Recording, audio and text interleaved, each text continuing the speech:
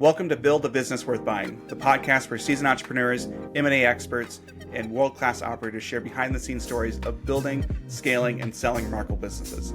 I'm your host, Aaron Alpeter, and every week I sit down with people shaping the world of acquisitions, founders who cashed out, buyers with bold strategies, and advisors who help make deals happen. This is not a podcast for beginners. It's for those who know the grind and want actionable insights to make their next big move. Get ready to take notes, rethink your strategy, and hear untold stories of what it takes to build a business worth buying. Today we've got a double feature. I'm joined by Cristy O'Connor and Aggie Szynski. They're the co-founders of Athena Advisory Collective, and they work primarily with female founders to help them build and exit businesses on their own terms. Unlike a lot of the venture-backed stories that we typically talk about, Athena's focus is on agencies, service firms, and bootstrap businesses. These are companies that may not fit the VC mold, but represent real value and very strong exit potential. Together, Cristy and Aggie bring a blend of entrepreneurial experience, operational expertise, and storytelling savvy. Aggie and Cristy also host the Badass Women in Business podcast, which highlights women founders. I'm excited to dig into what they're seeing in the market, how they guide founders toward exits, and why they believe the non-VC path is just as powerful, if not more sustainable, than the venture side.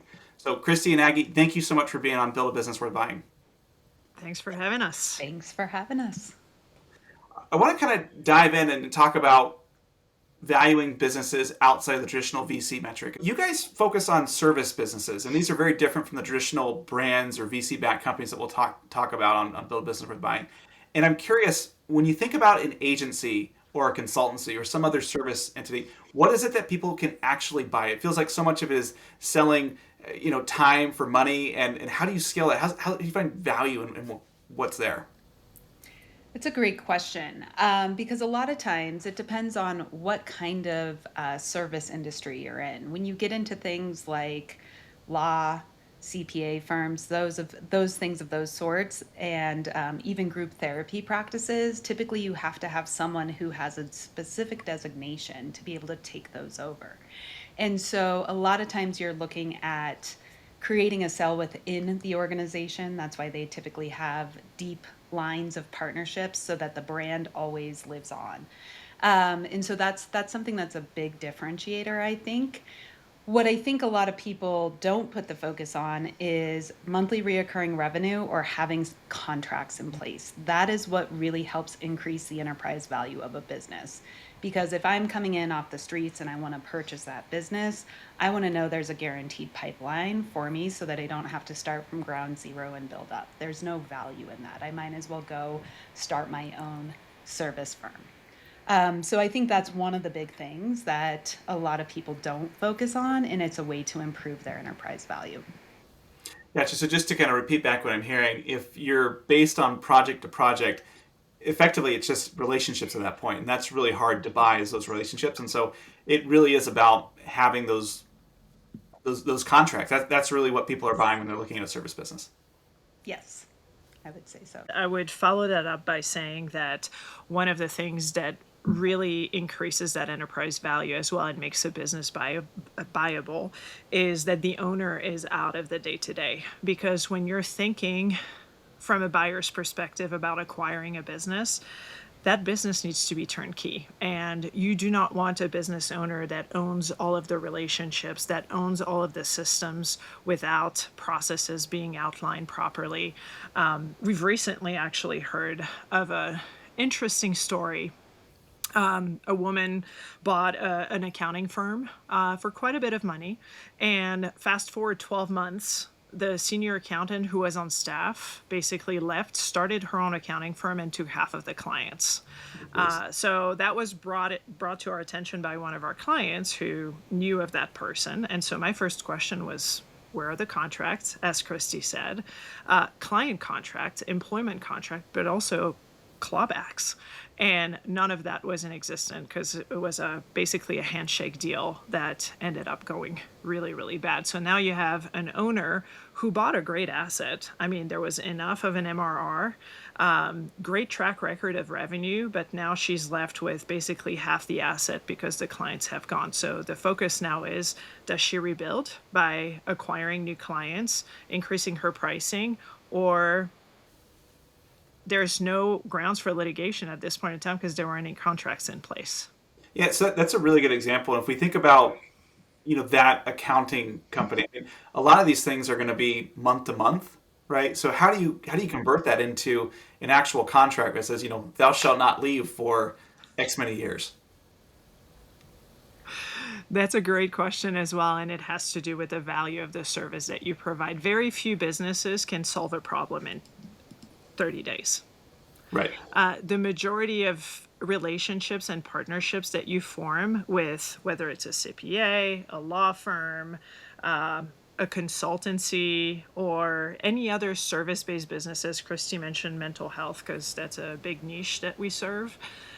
It is the continuancy of service. So basically, you create a value package that takes the client on a journey with you, not as a service provider, but as a partnership. And that also creates that value because then that contract and that partnership is, you can say amortized, right, over the course of the year or 2 years, if that's how you want to look at it.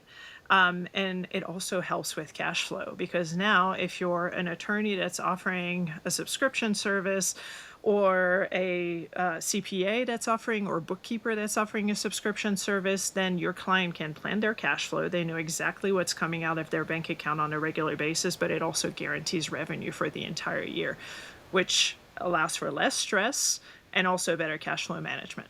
Yeah.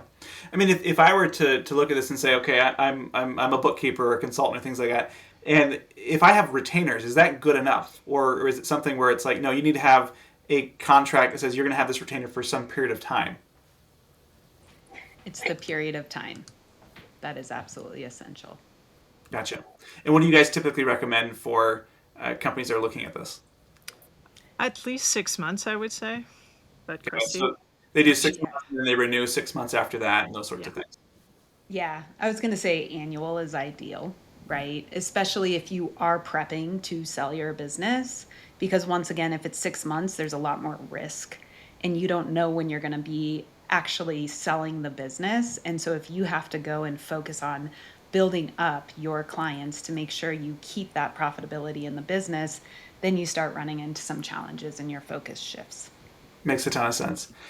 When you think about assessing these businesses and making them more viable, what do you focus on, right? Do you focus first on the systems, on the client diversification, the brand equity, the team structure? I mean, there's so many things that you can do. So what levers are the most poignant for you when you come in and assess a service company?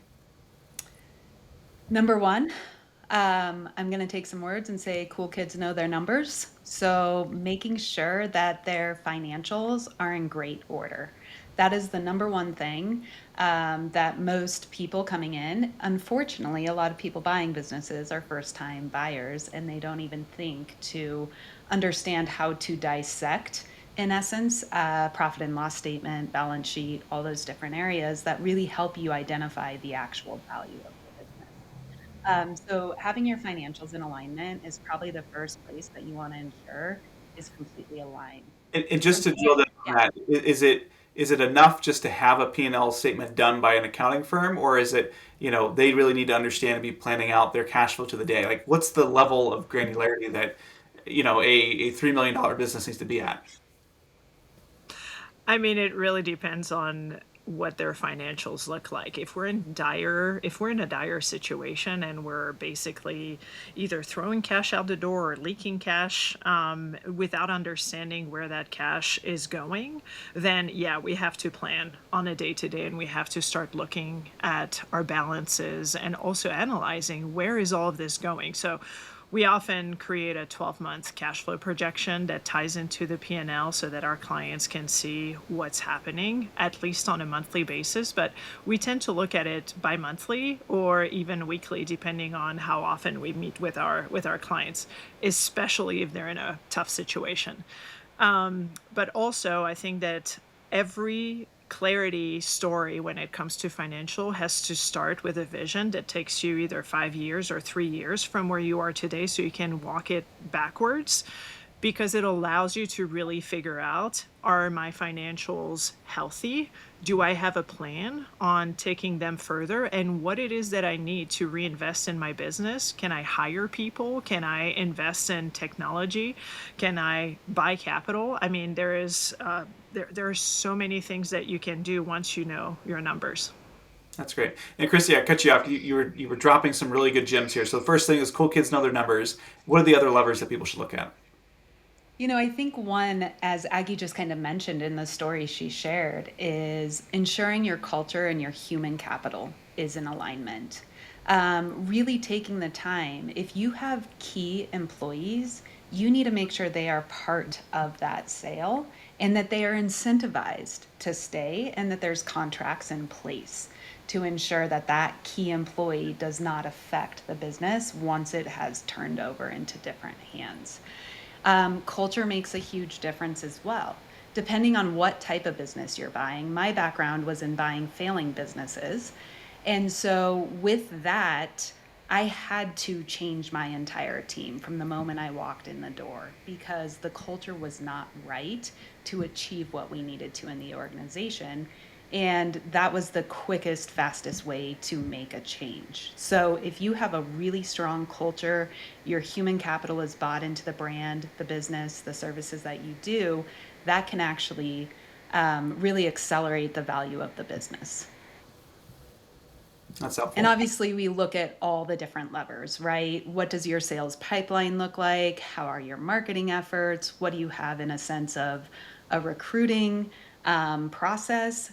So the other thing is I personally was in the franchising world when I had my businesses, but with that, we had a franchise brand that was not fully developed. So even though a franchise is supposed to provide you with all your standard operating procedures and how to do things, I was creating those from scratch.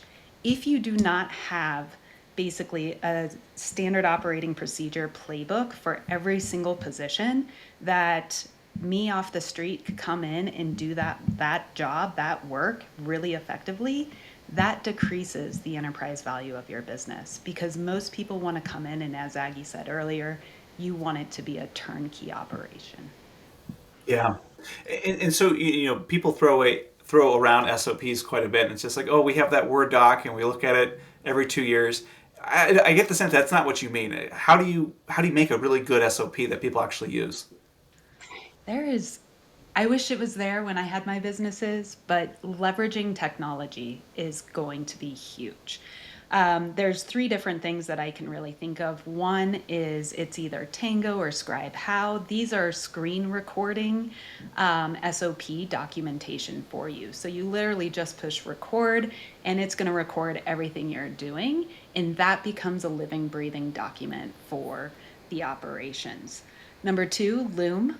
Video recordings, making sure that you're leveraging that as well. You have to understand that people learn in many different ways. Some can be visual, auditory, any of those things. So you need to make sure you have multiple layers to your standard operating procedures because everybody learns in a different way.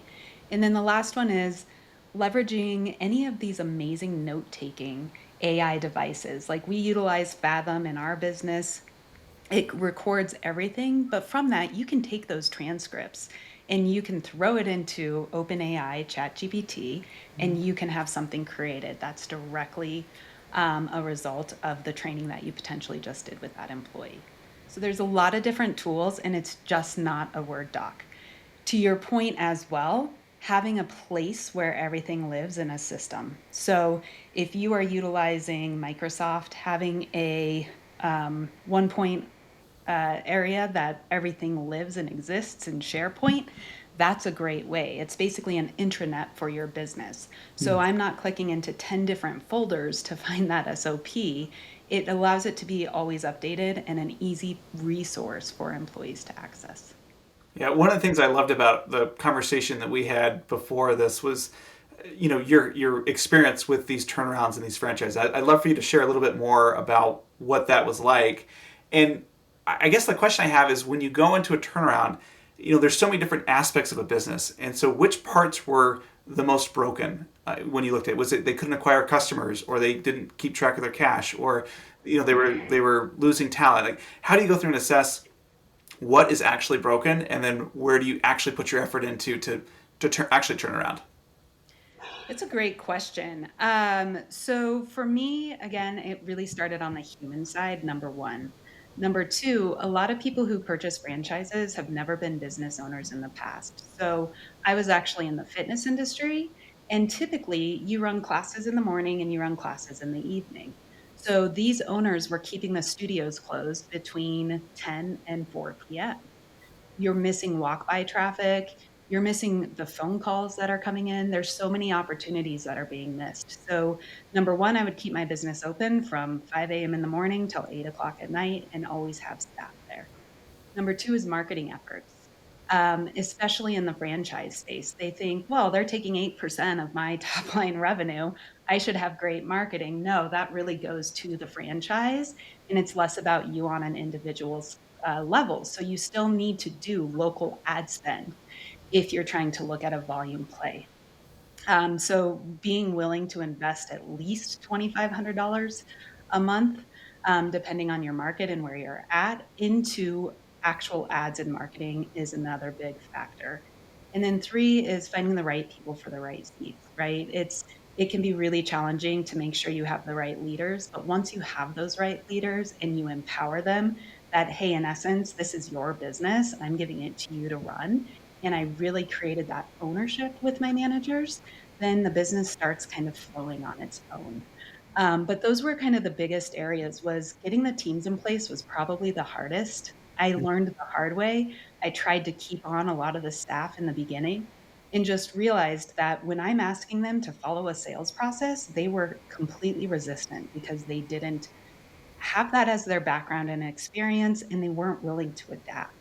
So for me to get the buy-in, I had to typically 30 to 45 days before I would take over a new location, I would start my recruiting. The day I took over the business, I would have my new team come in and we would spend 3 days just training on the expectations are of the business. And then key performance indicators, right? I'm a big believer in creating scorecards, having them know their numbers every single week. And that really creates the accountability and allows you to pivot quicker and shift when things aren't going right versus at the end of the month, if you're just reflecting on what the past month was, you don't have the opportunity to make the changes. Yeah.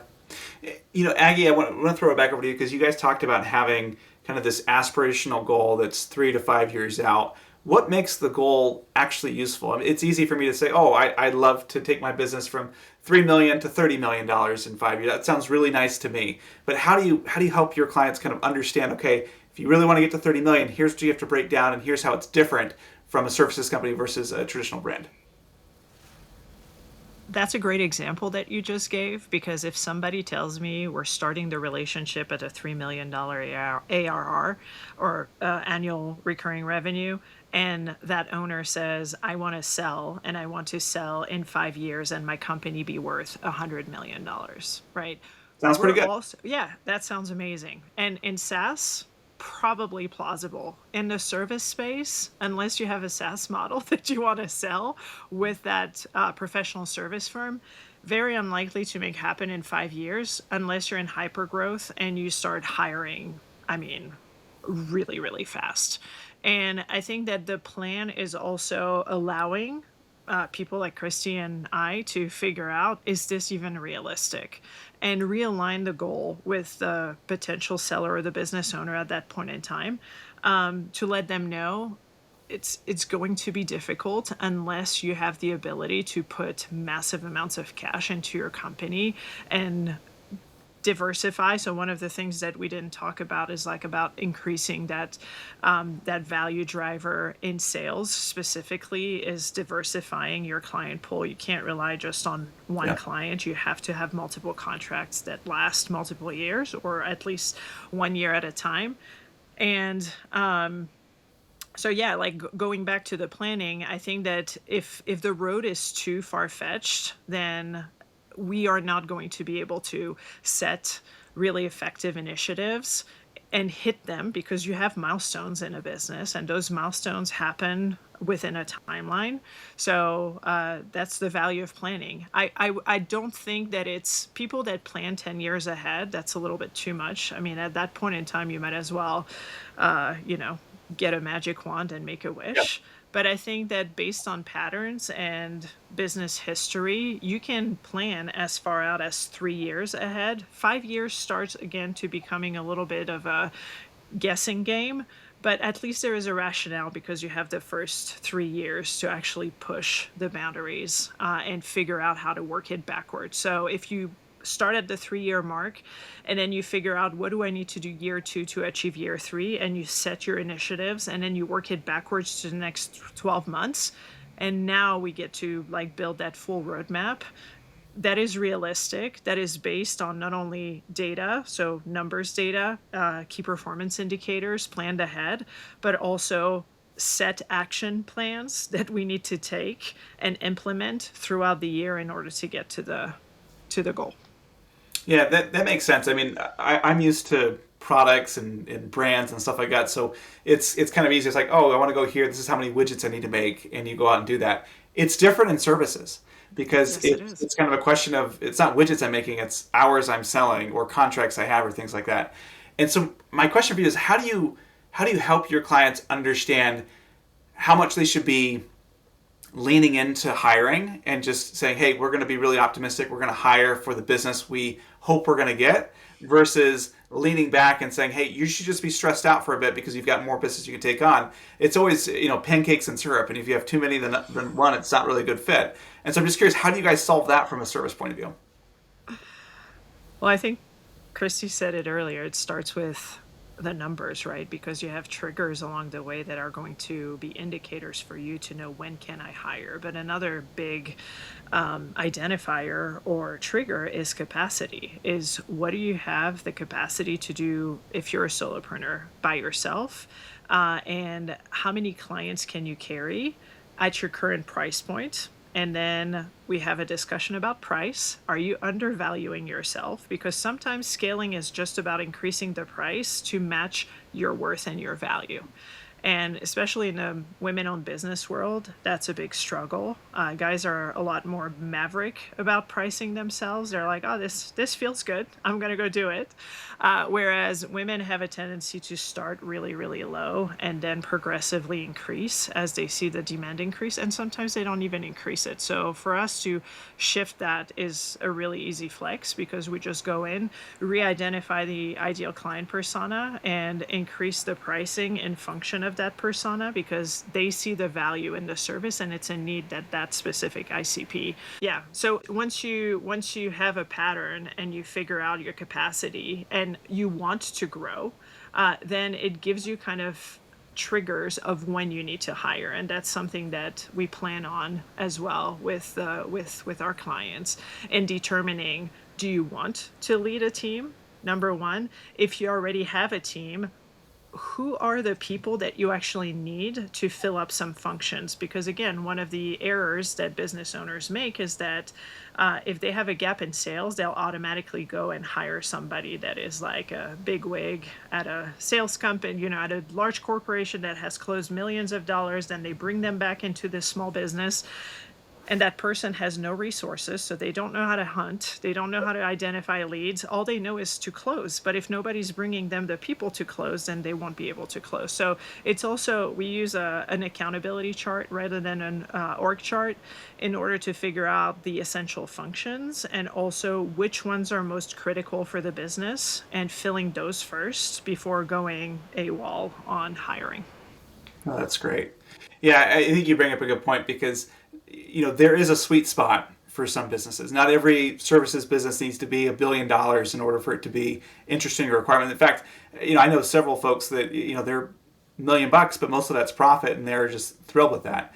I think one of the most interesting things about Athena is your focus on women. And so I want to kind of take the conversation there. When you guys decided to come together and to form Athena Advisory Collective, how did you identify that female founders in particular of non-VC businesses were underserved and needed additional attention? Well, I will take this one, but I'm going to have Aggie tell me the stat of how many women-owned businesses actually get funded. Is it 2%? Less than 2%. I know it's 2.2% as of the end of last year. Right. So that's number one, Wow. right? They have a hard time getting in front of the right audience if they did want to have that outside partner. So that's why we come in as the non-equity business partner, so that we can help them. I would say the other thing is, Agri already kind of hinted towards this, is most women start their businesses a lot of times out of passion, or it's their area or knowledge of expertise, and they don't have the right value on the services or products that they're offering. So a lot of times it's about coaching them on their confidence, it's mindset, it's those pieces that are really, really important. Men are great at faking it until you make it, right? They can go get funding off of a back of a napkin. Here's what I'm going to go do. Someone will believe in it and they'll give it to them. I hate saying it, but as women, we do have to prove ourselves a little bit more still today in the business realm. And so we help them understand the value that they bring, their business brings, and how they can present and speak about it in a way that gets them the attention and attraction that they need. So a lot of the times they are individual founders and they need that reflection. They need what we call their personal board of advisors, right? They need the people and the team members around them that can lift them up and give them the skill set that they may not automatically have as being a business owner that maybe started it on passion and they're now worth 3 million and they're like, what did I build? I don't even know how I got here. And how do I make this sustainable, right? So it's just that I think that the female founders just need a lot more handholding and attention, and that sense of community and support. That's I great. think there's a stat that's pretty telling that says that when humans apply for jobs, if the applicant is a woman, she will need to match 80% of the criteria in the job description, whereas men feel like 30 to 40% is enough to apply. And we recently attended this panel that featured VC firms and impact investment firms. And one of the biggest takeaways was that when women go in front of a VC firm, they undervalue their offering, whereas men will use projection based on their best and most likely scenario to get that funding, when women actually underscore their projections by about 10 to 20%. And because ultimately, I think the risk is there, and women are naturally more risk averse in many different scenarios, and I think that entrepreneurship is one of them, because we're building a nest. We want the money to be able to take care of our family. We want the money to be able to have a better life, and we're not always in it to get rich. Yeah, and I think, Aggie, what you're saying definitely resonates with me with some of the female founders I worked with. And Cristy, you mentioned how a lot of female founders will start a project out of passion, and it's something that is, it just had to exist, and that's why they did it. Do you find that makes it more difficult for them to exit, to build something that they want to sell? I mean, they may want the outcome of selling, but when it comes to being able to step away and say, you know what, I'm okay with someone else taking this in a different direction or doing something different. Do you find that that's a psychological barrier that you're working through more with women than you would with maybe men? 100%. What I find is anyone selling a business, first of all, nobody wants to hear their baby's ugly. And that's exactly what they feel, right? To me, I look at a business as an asset. And I want women to change that mindset of this is my baby to this is an asset. So if your only option is to be acquired by private equity or something of that sort, where your brand, your name may not exist 6 months from now, women have a really hard time with that because they put their identity into building their business and they want to see that name that brand, that legacy live on. And so it's really, again, it's about shifting that mindset and saying what's really important to you. Do you want to be doing this business for another 3 to 5 years and just shut the doors because you're not willing to put some of these things that are personal to the side? And everyone has their own opportunity to do as they wish, but I see that time and time again, that I want the name to live on, I want my staff to stay intact, and that's not always the best opportunity for you to get the value of the business that you want. Yeah, that's really, I think that applies to not just women. I see that with men and yeah, that definitely resonates with me. I guess there's an element here where I feel like if you start something as a passion project, you may start to think of your team as a family, right? Maybe you've got family working in the business or things like that. And that can be a very difficult thing as well, as you're like, no, this is an asset, it needs to be different. So I guess, how do you help people change that mindset or coach them in terms of, hey, yeah, you may really like all the people that are here, but this is a thing. This is not a living organism. It is a thing. It has a definitive beginning and end. And you cherish the time that you're able to work together and you're able to be a part of it, but you have to be okay letting it go. I mean, how do you get people to that point when it's such a personal thing? Happens to the best of us. I mean, I think collectively and individually it's happened to Cristy and myself too. We get too close and we see people who are going to be bringing a tremendous amount of value, and the conversation we have with our clients all the time. I mean, it's literally, I'm not even exaggerating, because I think in 100% of the firms that we're working with who have employees, there is a story about someone who is underperforming and we're not letting them go because we like them. Because it is going to shift the culture, because the team is going to react negatively to this person leaving because they liked them and people have made friends in the environment. And at the end of the day, it's not personal, it's business. And I know it sounds super simple, but that is the notion that we need to repeat over and over again. And 100% of the time, fast forward 2 weeks after they finally made the decision to let someone go, it is, oh my God, I wish I had done that sooner. And sometimes it takes 6 months for us to finally coach someone to the point where it is, they're scared to have difficult conversation. Who likes confrontation? I mean, nobody. Even people who are naturally confrontational dislike confrontation, because you don't want to mirror yourself in this other person's eye, who's looking at you and who's going to be judging you for being harsh, for not being nice, for being unreasonable, and not setting your expectations properly. But I think that at the end of the day, for founders who are coming in with small teams, who are just now starting to hire seriously, I think setting expectations from the very beginning and keeping a half an arm's length between yourself and the employee and continuing to keep them accountable, it is much easier to get that harsh conversation and those expectations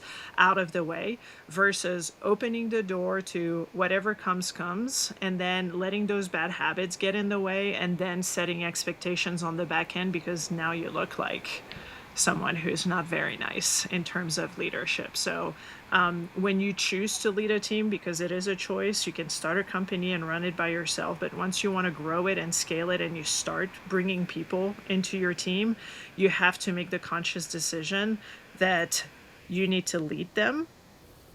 You are not their mom or dad. And your company can feel like a family, but at the end, it is not a family. It is, because it's based on, it's transactional. Families are not transactionals. Families are based on feelings, they're based on bloodlines, they're based on friendships. You have extended families, but it shouldn't be based on a transaction. You're not paying somebody to do something for you. In business, that's what happens. Yeah. I mean, you're spouting all sorts of truth here. I love it. I mean, really what you're talking about is the founder themselves has to be a little bit disassociated with their business. It can't be their identity. They have to be okay being like, oh, that was work, And if you're taking your work home with you, and if you're, this is all you live and drink about and your identity is wrapped into it, it's really difficult to do those other things. And so, it's really interesting because I think that some people may say, oh, if I have employees that are just, they're hitting the clock, it's 9 to 5, that's there. That's kind of what people would say they don't want. But to some extent, you want that a little bit. Maybe it's not 9 to 5, maybe it's 6 to 6, right? Maybe that's kind of the engagement you want. But you need to have people who can disengage a little bit, enjoy their weekends, enjoy their evenings. You as the business owner need to be able to do that as well. Because kind of what you're saying is, what is the purpose of it? Is this a club where we are sharing, revenue and having a good time, which is fine, or is this something that's different that people will come, people will go, and this is going to live on in a different way? I think the other piece too, to just add to that, is that employees don't have the burden of ownership that you have as the founder, and they will never know what it's like to be in your shoes and to have to make these hard decisions. As Aggie said, we do have a niche in group therapy practices. They're therapists by nature, right? And so it makes it very, very challenging for them to be leaders as well. But what I find is really interesting is employees go, wow, I'm not getting paid that much. I can go and set up a solo shop and I'll be making twice as much. Well, truthfully, typically they're working 20 hours live with clients and getting paid a full-time salary. Now you go and become a solopreneur, you now have billing, invoicing, insurance verification, insurance for your business. You have all this overhead, and not to mention the time. So money is time. You have to choose what you want. And I think employees don't understand that. And I really do think it's important for employers to kind of outline what are the benefits of working for me or with me versus going out on your own. Because it tells a really good story and it makes them think twice sometimes about, oh, I didn't realize all those things are expenses that I would have to take on myself, which is going to cut into your bottom line. Well said.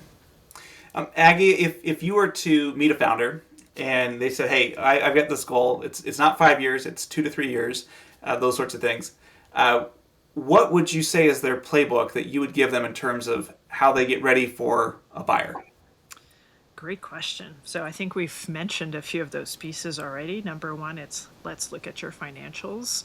And part of that is you have to learn how to understand them so that you're not necessarily relying on your bookkeeper, your CPA, or your CFO to just give you reports that you do not understand. We meet with founders who, when we tell them, instead of paying yourself this salary, you have a bunch of equity that has been accumulated from the back end of your business, and that equity can be drawn upon so that you can increase your EBITDA and basically tell a better story financially. A lot of them don't understand or don't know that they could have done that a long time ago. So financials is number one. Is that basically like using debt? Is that like the idea? Not using debt, but like any profit that you've made in previous years that has been accruing your equity, you can draw from previous years. Don't draw from this year, but draw from previous years. As long as that owner's equity is not in the negative or the retained earnings are not going into the negative, you have that pool of money that you can pull from. So if you ran a balance sheet for December 2024 and you looked at your retained earnings, technically you can draw that amount of money. Obviously, we would never say, hey, go draw $500,000. But if you're paying yourself a salary of $200K, you could technically reduce that salary to 120 or 150 and draw the additional 80 or 50 out of your pool of money, as long as the business has a plan to continue being profitable. So financials are number one. Number two, I would look at understanding where your revenue comes from, understanding which service offering or product offering you have that has the highest margin, and focusing on that one because that's your bread and butter. Then looking at your expenses and figuring out like what are you investing in, your people, your technology or your tech stack, and also all of those other things, including your debt level, so that you can plan better And then last but not least, which, is planning ahead and making sure that you have your year mapped into a yearly goal, but also you have your quarterly rocks so you can look back and celebrate the small wins, your monthly initiatives to support those quarterly rocks, and your weekly actions. Cristy mentioned the scorecards. We're big fans of looking at scorecards on a weekly basis because it allows you to be proactive. So if you want to increase your enterprise value and be ready to sell 12 to 24 months from today, you have to have all of those things that we talked about ready, such as SOPs, your people contracts, your client contracts. All of this is really important, but really understanding the health of your business, because health impacts your value drivers and it impacts your enterprise value. So we have a health and value assessment that we're using when we are bringing clients on, or even if we're talking to prospect, it's available for anybody to take on our website. It doesn't only look at your enterprise value, it factors in the health of your business. So do you have a financial plan? Do you have a sales plan? Do you have a leadership plan? Do you have a recruiting plan? Do you have an ops plan? And do you have a marketing plan? And all of this, it's like, I think, 520 questions, and you rate yourself on those questions, and that comes up with a health score that is basically embedded into that value. So just taking care of the health of your business can help increase the enterprise value, because that's what buyers are looking for. Again, they're looking for that turnkey solution, healthy businesses without any blind spots embedded into them. Yeah, that makes a lot of sense. Do you find that most of your clients who you're having these sorts of conversations, is it, hey, you guys, you got to cut your services, you got to reduce what you're doing and simplify, simplify, simplify? Is that a general theme? Not always. I would say that some people have it pretty dialed in what they're really, really good at. What we're making sure that they're not doing is over diversifying, because, and I'll give you some examples of, let's take HR company. So, small team offering outsourced HR services. At some point in time, they realized that payroll was just not in their wheelhouse. That's not what they wanted to do. So they just cut that from their services and outsourced it to a strategic partner. It's still part of their offering, but they're just not doing it. And that's also, if you're looking at strategic partnerships, people look at mergers and acquisition, but they're not always looking at strategic partnerships of how to expand their footprint without acquiring or without merging with another firm.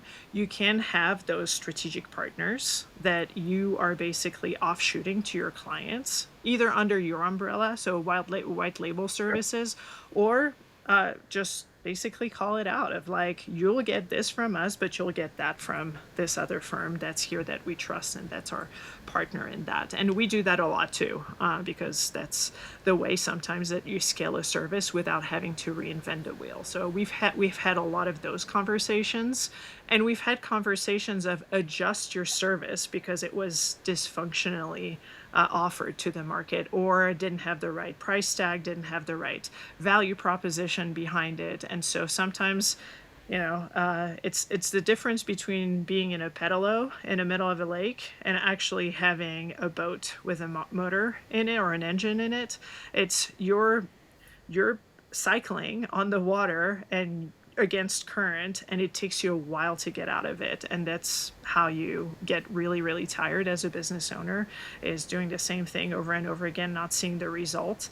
And we've had a lot of great stories of just pivoting that a little bit and getting that traction and getting businesses to 10x over the course, their top line revenue over the course of 2 years, because they basically reinvented the way that they were offering their core service by doing it more efficiently and pricing it the right way. That's really interesting. A lot of times we'll talk to founders, and again, this may be different for services versus brands, but as they are working their way into that exit window, there'll be this push to dial up their thought leadership, to do more brand storytelling, to try to make sure that when the acquirers are out looking, that they're being noticed, or that they're seen as maybe being bigger than they are. Do you recommend that founders spend more time doing thought leadership or brand storytelling as part of that exit prep?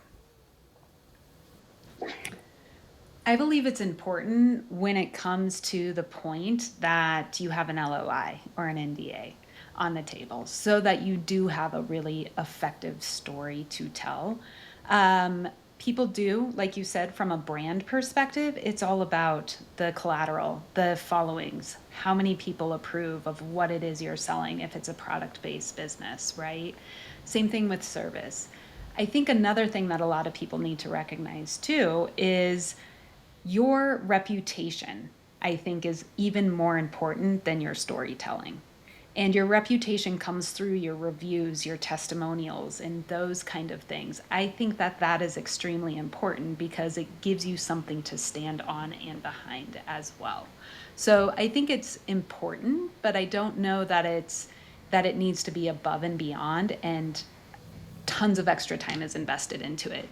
If you're at a position that you want to sell, you should already be seen as that thought leader and already have the stories.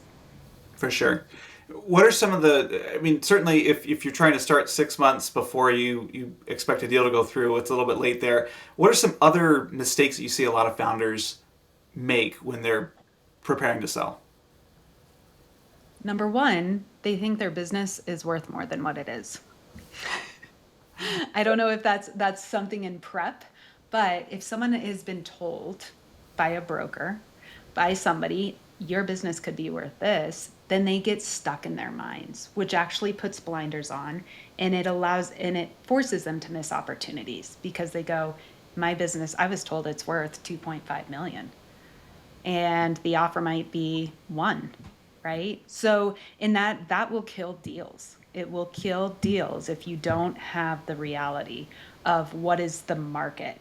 And there's always, yes, you can do comps, you can do any of that assessment, but at the end of the day, your business is only worth what the buyer is willing to pay.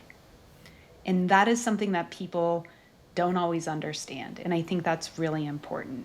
So overvaluing their business is a huge mistake, number one. Number two, not getting yourself out of the day-to-day. If I'm looking at a business to buy, I want to see semi-absentee owner. I want to see something along those lines that allows me to go, okay, cool. They have enough revenue that they can hire a badass operator and allow them to really control the business, and they can still take a profit at the end of the day. Those are things that are really important, but people hold on to the value that they bring to their own business, and they're still working 40, 50 hours a week in the business when they want to go sell it. It does not make it attractive on any level. Other mistakes founders make is it can go either way. Telling your team too early that you're looking to sell, right? That can backfire. You think everyone's going to be as excited as you. They're not. Or not telling them soon enough. So, when I did my takeovers, I let the business owners choose how they wanted to let them know that they were no longer owners. A lot of times it would be they would show up, I would show up with them that day, and they would say, we sold our business, here's your new owner, and walk out. That is not the way to do it. Yeah, that's tough. I think it's a really challenging way. But for me, knowing that they were failing businesses, I was okay with that because I was like, 90% of you are going to be gone tomorrow anyway. Hate saying it, but it's the truth. So being transparent, but finding the right time when to communicate to your team, especially those key employees that you feel are essential to the part of the sell and that you're going to want to bring those contracts in for them so that you have that guarantee they're going to stay there. Another thing that I think founders make a mistake when they think about selling their business is that it can be done in 6 months. It can be done in 3 months. Like, it takes time. And if you or the buyer is actually doing their due diligence, you would want them to take time. Yeah. You want to, in essence, date that person for 3 to 6 months before you actually say, okay, this is going to be a good deal. From a buyer's perspective, it really gives you the confidence that you're buying an asset because you're now understanding the culture, you're understanding the owner, you're understanding all these things. And so I think that it's important for them to recognize that as well. I would add one more, and it's not willing to be ready to exit. Because at the end of the day, if you're looking at the 5 Ds of succession planning, which succession planning is also a part of our business, whether it is a key personnel taking over the business or an heir taking over the business. I mean, at the end of the day, we've seen probably everything in the last 4 or 5 years. We've been serving business owners in our capacity.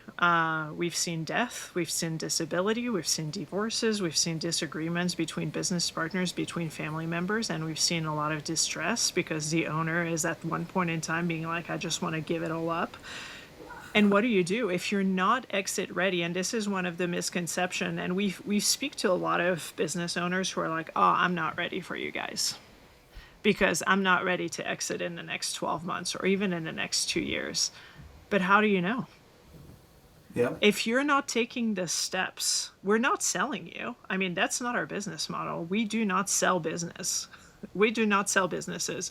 We help them to be ready if something happens. And that something could be literally anything. And it doesn't have to be you dying as a business owner that puts your business in jeopardy. But if a family member passes or is sick, you have to go take care of them.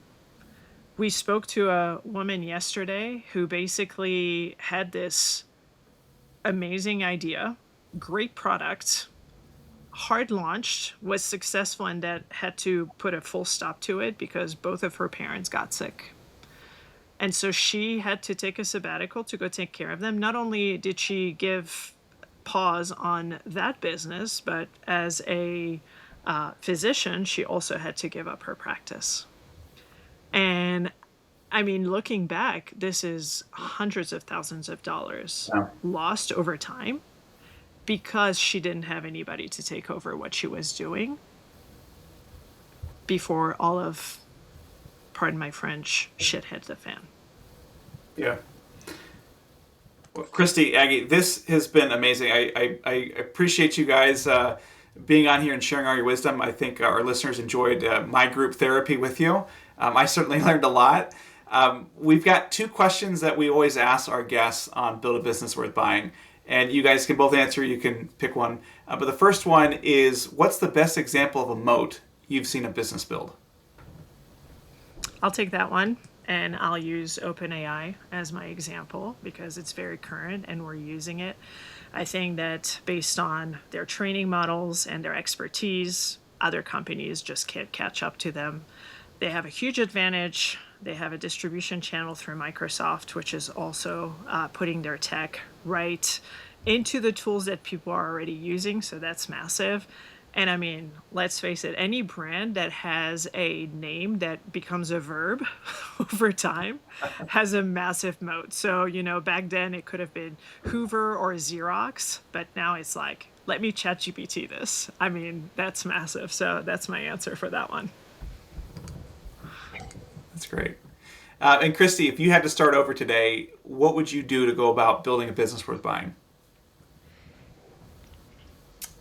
First thing is, I would build it at the pace that the market demands. I think a lot of people go out of the gates and think, I can do this really quick and fast. But having that realization that you need to build a foundation first. I had a partnership come to me at one point in time and they said, we've built this business, we're crushing it, but it's actually built on sand and not concrete. Because every time something scales, every time something happens, we just sink. We don't have the capacity to grow at the speed we're growing. So building the foundation, and what I mean by that is having clarity on, as you mentioned earlier, what are the triggers of when we need to hire? How much revenue do we need to have before we bring on that next team member? What standard operating procedures do we already have in place, or if we're creating a new position that we need to create to ensure success of the team? So I hate saying it, but it's like slowing down and taking the first year or two to build a foundation that's strong, that's duplicatable and repeatable, is going to increase that value at the end of the day. So starting slow, honestly. Yeah. That. I think, thinking back on my own life and other people I've seen, if you build at the pace of your ambitions versus your reality, you can be in a world of hurt very quickly. Well said. Okay. Well, thank you, ladies, so much for joining. This was a fantastic episode. And thank you all for listening to Build a Business Worth Buying. Thanks for having us.